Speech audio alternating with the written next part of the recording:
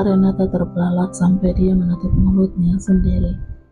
Begitu menyadari bahwa pria yang memeluknya bukanlah suaminya, tapi pria asing yang sama sekali tidak dia kenal. Astaga, jadi semalam aku melakukan malam pertama dengan siapa? Kata hati Renata, sungguh tidak percaya. Rupanya semalam dia melakukan malam pertama dengan seorang pria asing. Saat ini Renata tidak dapat berpikir dengan jernih. Dia tidak tahu harus marah atau berbuat apa. Apalagi jika mengingat, semalam Renata sama sekali tidak melakukan penolakan. Bahkan dia malah turut andil membuka kemeja yang dikenakan oleh pria itu. Dia hanya bisa memaki-maki dirinya sendiri di dalam hati. Sungguh, dia tidak dapat memaafkan dirinya sendiri. Mengapa dia harus sampai kecolongan seperti ini? Renata segera melepaskan lengan Farel yang sedang memeluk tubuhnya. Mumpung pria asing itu masih tertidur, Renata harus melarikan diri. Dia segera turun dari ranjang dengan hati-hati. Kemudian Renata segera memakai pakaiannya yang tersedia di dalam tas miliknya. Sesekali, dia melirik ke arah Farel, berharap pria asing itu tidak terbangun. Renata berharap tidak akan pernah bertemu lagi dengan pria asing yang sudah mencuri malam pertamanya yang seharusnya dia lakukan bersama dengan sang suami. Renata jadi cemas. Bagaimana kalau mereka tiba-tiba bertemu kembali? Renata tidak ingin siapapun tahu bahwa dia pernah tidur bersama dengan pria asing tersebut. Apalagi kalau sampai Edo tahu, karena dia tidak pernah berpikir untuk mengkhianatinya. Biasanya, kekuatan uang adalah salah satu cara terbaik untuk membungkam mulut seseorang, sehingga Renata harus merelakan uang tabungannya untuk membayar Farel, agar pria itu tutup mulut. Jika suatu saat nanti mereka bertemu kembali, walaupun Renata berharap mereka tidak akan pernah bertemu lagi, entah pria asing itu pergi ke luar kota, atau ke luar negeri, ataupun menjelajah ke kutub utara, yang penting mereka tidak akan pernah bertemu lagi. Padahal tadinya dia ingin membeli mobil dengan uang tabungannya itu. Aku sudah membayar kamu 100 juta. Jika suatu saat nanti kita bertemu lagi, jangan pernah menjawabku, apalagi membahas tentang kejadian semalam. Anggap saja kejadian semalam tidak pernah terjadi. Setelah menulis surat itu, Renata meletakkan sebuah cek senilai 100 juta di atas meja sebagai uang tutup mulut. Saat ini Renata sedang berada di dalam taksi. Dia sedang berada di tengah perjalanan menuju rumah, sebuah rumah yang ditempati oleh dia dan suaminya. Renata terlihat sangat gelisah, sampai dia mengacak-acak rambutnya sendiri. Dia benar-benar merasa frustasi. Mengapa bisa dia harus melakukan malam pertama yang tertunda itu dengan pria asing? Mengapa kamu bisa kecolongan, Renata? Bagaimana kalau Mas Edo tahu kamu udah tidak perawan? Derinya dengan pelan. Dia takut Edo mengira bahwa dia telah berselingkuh, padahal nyatanya tidak. Ponsel Renata tiba-tiba bergetar. Rupanya ada panggilan telepon dari Edo. Wajah Renata memerah. Dia sangat merasa bersalah kepada sang suami. Tapi Renata harus terlihat baik-baik aja. Dia segera menerima panggilan telepon tersebut. Halo Mas, ucap Renata setelah mengangkat panggilan telepon dari Edo. Hari ini aku udah sampai di Jakarta, ucap Edo di seberang sana. Renata menjadi kelagapan. Apakah mungkin Edo udah pulang ke rumah?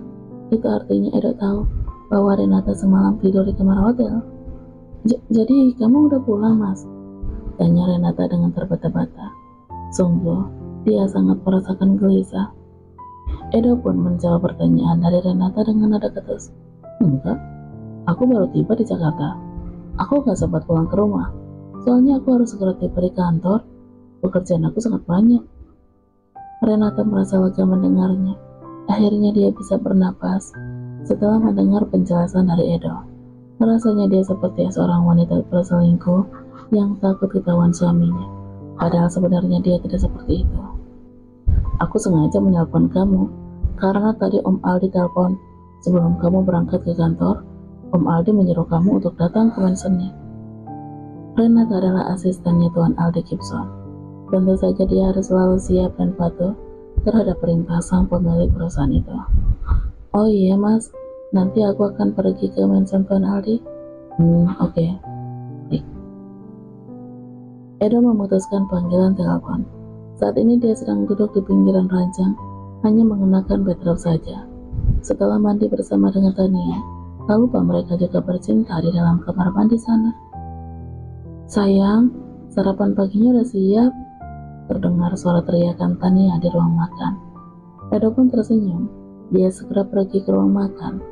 Setelah bertempur dengan Tania dari malam sampai pagi, rasanya sejum melelahkan, membuat perutnya sangat merasa lapar.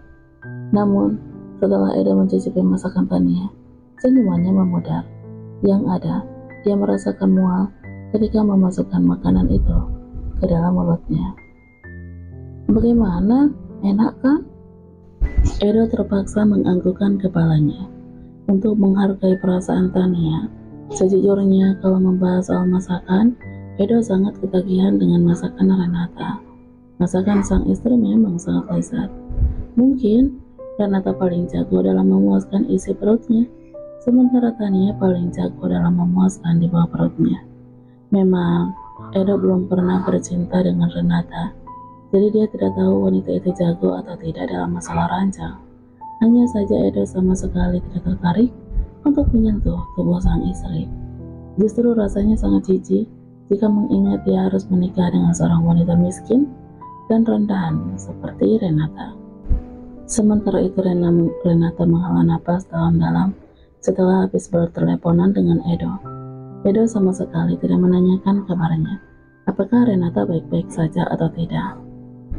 Renata sangat menyadarinya. Setiap kali Edo pergi keluar kota, Edo memang tidak pernah menanyakan kabarnya. Bahkan saat Renata sedang sakit pun, Edo sama sekali tidak peduli. Sang suami hanya peduli dengan dirinya sendiri. Setelah mandi dan berganti pakaian, Renata bergegas untuk segera pergi ke mansion Gibson.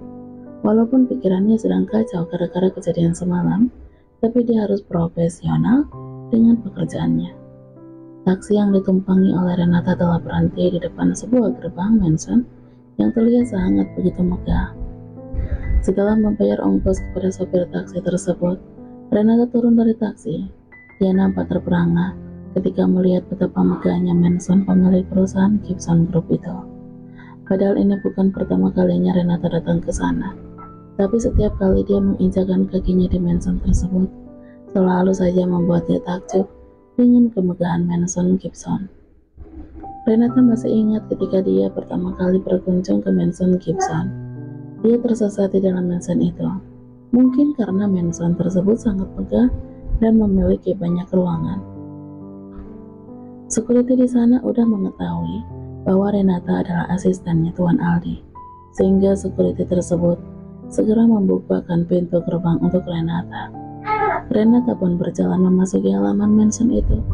Kemudian dia masuk ke dalam mansion. Renata melihat ada sekitar belasan pelayan wanita yang sedang terlihat sangat sibuk. Hari ini Tuan Farel memutuskan untuk tinggal di mansion. Kita harus memberikan pelayanan yang terbaik, memasak semua makanan kesukaannya, dan membereskan kamarnya. Jangan sampai ada satu titik pun debu yang tertinggal. Tuan Farel sangat menyukai kebersihan. Terdengar suara seorang kepala pelayan di sana yang sedang memberikan instruksi kepada semua bawahannya. Selama 2 bulan ini Farel memang tinggal di hotel. Pria itu belum berpikir dewasa.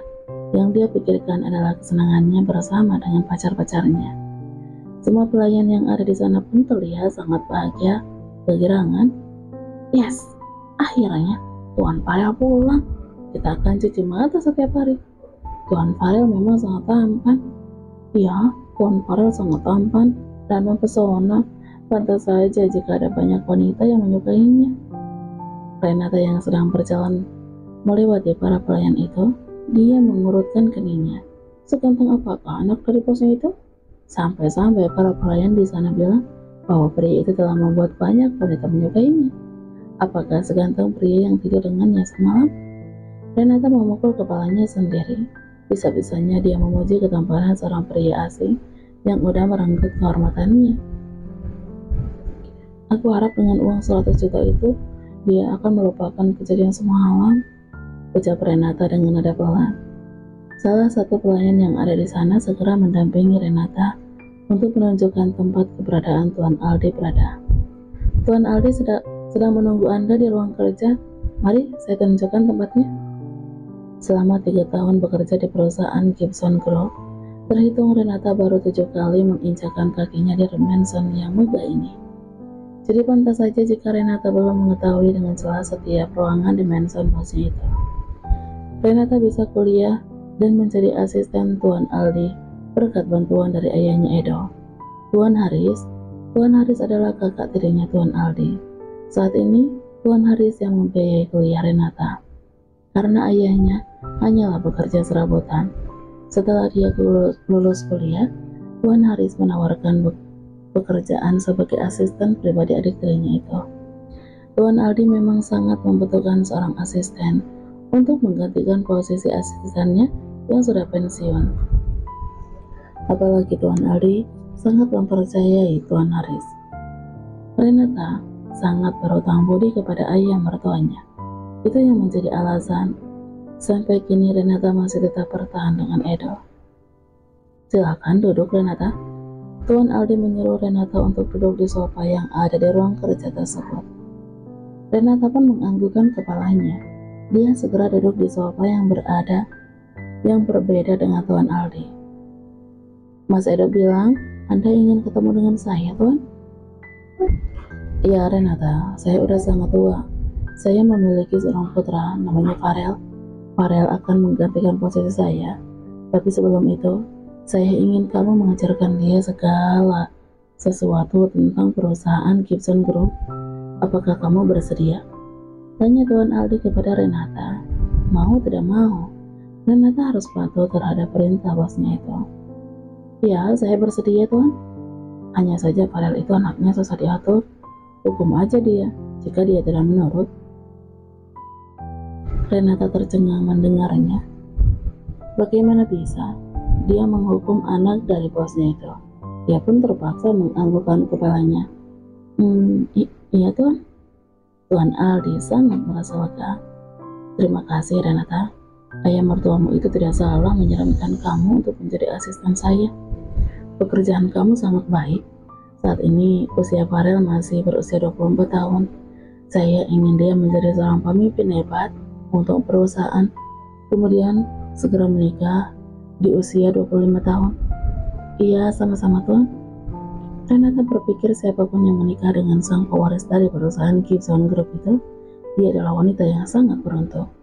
Jika membahas soal keberuntungan, kata keberuntungan tidak berpihak kepadanya. Saat ini Renata sama sekali tidak memiliki keluarga. Kehadirannya tidak dianggap oleh sang suami, dan nasibnya semakin sial dengan kejadian semalam, harus kehilangan kehormatannya oleh pria berstatus 100 juta